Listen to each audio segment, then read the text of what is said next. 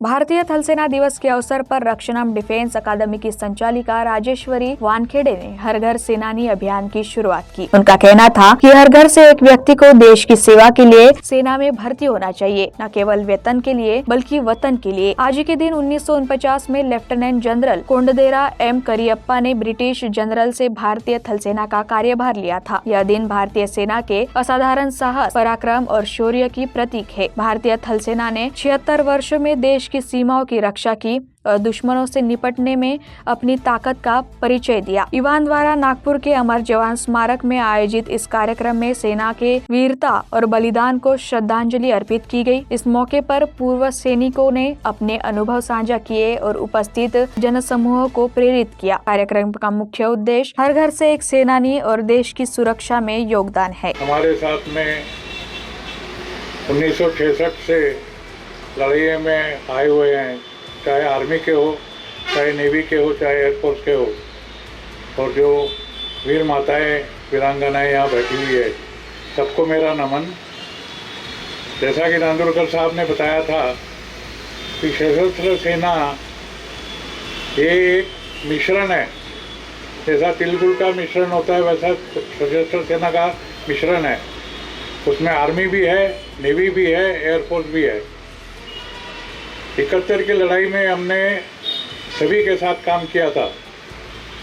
मैं जब यंगस्टर था, सेकंड लेफ्टिनेंट था, उस समय ऑपरेशन जैकपॉट में मैंने नेवी के साथ काम किया था। जब टेंडेल का एयर ड्रॉप हुआ था उस समय एयरफोर्स के साथ काम किया था, जिसमें नागपुर के अपने विंग कमांडर मोटे साहब भी थे। और जब हमने पुंछ में पाकिस्तान के अंदर जाके उनके गन पोजीशन को डिस्ट्रॉय किया था, उस समय मैं पैरा कमांडो के साथ भी था। तो ये जो एकत्र मिश्रण होता है हमारा एक साथ में काम करने का, ये एक अजीब मिश्रण है। यहाँ से हम लोग चलते हैं, बच्चे होते हैं, जब आप लोग जाते हो आप भी 18-19 साल के होते हो। जब हम लोग भी गए, अगर एनडीए के थ्रू गए तो उस समय में 14-15 साल के होते थे, आजकल 17-18 साल के होते हैं। इसको मराठी में बोलते हैं कि दूध के दांत भी अभी तक निकले नहीं हैं। ऐसी उम्र में हम लोग आर्मी में जाते हैं, नेवी में जाते हैं, एयरफोर्स में जाते हैं, और वहाँ से किस तरह से पता नहीं, लेकिन हमारे अंदर में एक जज्बा उठता है कि देश के लिए हम जान देने के लिए भी तैयार हैं। और ये जो जज्बा है हमारे अंदर में, वो जज्बा कौन तैयार करता है? तो हमारी जो एकता है आर्मी, नेवी और एयरफोर्स की, एक साथ में काम करने की जो एकता है, वो उसको तैयार करती है। इसलिए आज का सशस्त्र सेना दिन जो है उसका महत्व है, क्योंकि पहली बार इंडियन आर्मी का कोई कमांडर इन चीफ बना था जनरल करियप्पा के रूप में, और उस समय में तीनों सेनाएं उनके अंडर में काम करती थी। और उसके बाद में फिर एयरफोर्स, आर्मी और नेवी अलग अलग हो गए। और आज भी हम लोग आर्मी डे अलग मनाते हैं, एयरफोर्स डे अलग मनाते हैं, नेवल डे अलग मनाते हैं।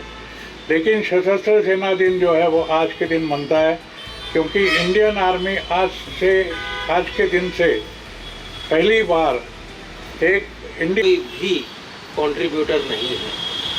हर कोई भाषण देकर निकल जाता है, पर सरहदों पर जो काम होता है, जो देश की रक्षा होती है, वो मात्र फौज ही और फौज ही कर सकती है। तो उन सभी आजी और माजी सैनिकों को मेरा नमन और श्रद्धांजलि।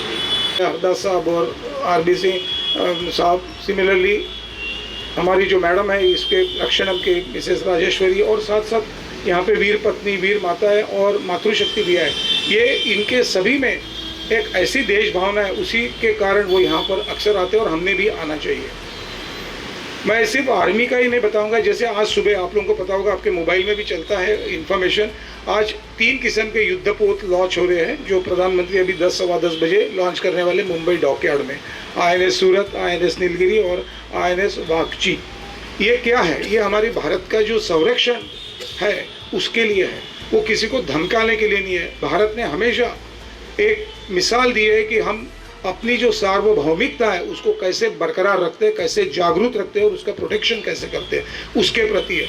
और उसके लिए कहीं और से नहीं लिए, हमारी जो आत्मनिर्भरता पिछले 8-10 साल से जो चल रही है उसके ये 3 उदाहरण हैं।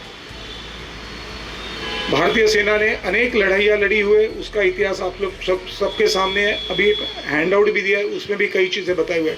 सिर्फ आखिर में मैं ये कहना चाहूँगा कि सैनिक जो होता है, चाहे वो सैनिक हो, जेसीओज हो, इक्विवेलेंट या ऑफिसर हो, ये हमेशा अपना सर्वस्व इस देश के लिए देने के लिए तैयार रहते हैं।